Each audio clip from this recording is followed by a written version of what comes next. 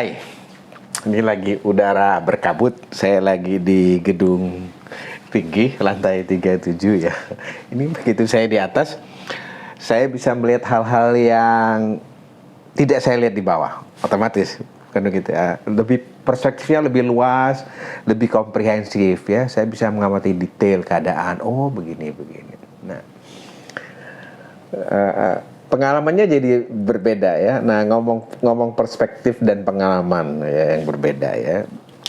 Tentu kita semua pernah mengalami ya, misalnya punya persoalan atau tantangan, masalah yang dihadapi. Katakanlah 2-3 tahun yang lalu. Saat itu kalau ketika peristiwa itu sedang berlangsung, kita merasa ini berat banget ya, sampai otak tuh buntu gitu. Oh, nggak tahu mau ngapain lagi. Ya, nah begitu ini sudah lewat masalahnya 2-3 tahun, kita lihat kembali, oh ternyata masalahnya nggak berat-berat banget. Bahkan kita malah bisa mentertawakan diri sendiri kadang-kadang kan. Kok kenapa bodoh banget kemarin tidak terpikir. Sering begitu. Nah, hal itu menandakan bahwa kalau problem 2-3 tahun yang lalu sekarang kita lihat, kita bisa tertawa dan menertawakan diri sendiri, itu berarti kita sudah ada peningkatan. Istilahnya ada capacity building, yaitu kapasitas mental, kapasitas spiritual, kapasitas emosional, intelektual kita meningkat. Sehingga dulu yang masalahnya kelihatannya berat ya, sekarang karena kita kapasitasnya membesar, kita lihatnya oh ada jarak dan beda ketinggian. Oh kayak gitu, coba dulu saya gitu.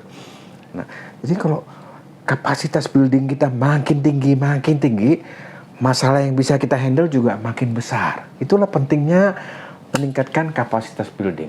Caranya gimana? Ya belajar.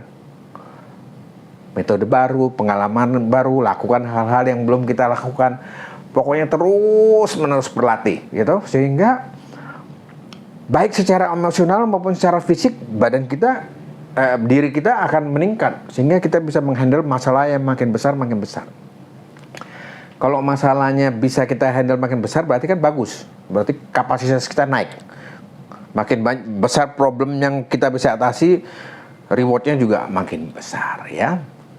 Nah ini ngomong-ngomong tentang tadi, waktu kalau 2-3 tahun yang lalu sedang hadapi persoalan, itu kok rasanya nggak ada jalan keluar, mumet gitu ya. Sangat mungkin karena kita terlalu dekat dengan persoalan. Kadang-kadang kalau lagi ada persoalan, kita mikirnya terlalu dekat, nggak bisa lihat. Harus kasih jarak sedikit. Contoh nih, misalnya kita lagi di kemacetan ini, di bawah sini kan CBD ya.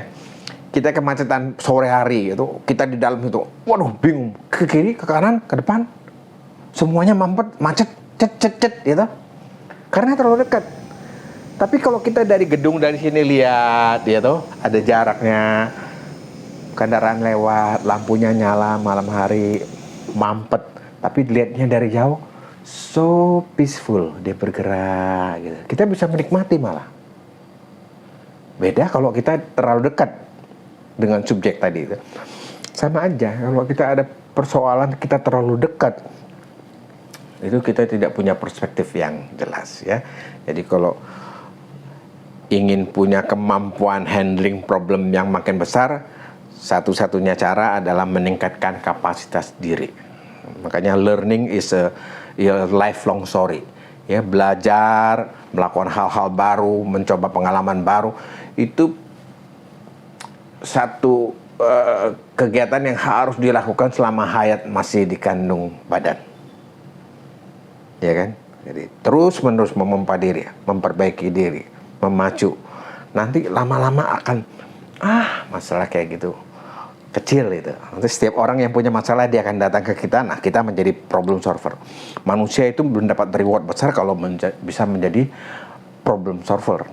Kalau kita tidak punya capacity building, bahaya, kita jadi problem maker ya kan, seringnya kan gitu. Jadi ayo kita terus tingkatkan diri, mantapkan kapasitas building, bawa kemampuan kita makin lama makin tinggi, sehingga kita menjadi manusia yang makin mantap dalam menuntaskan masalah dan tantangan.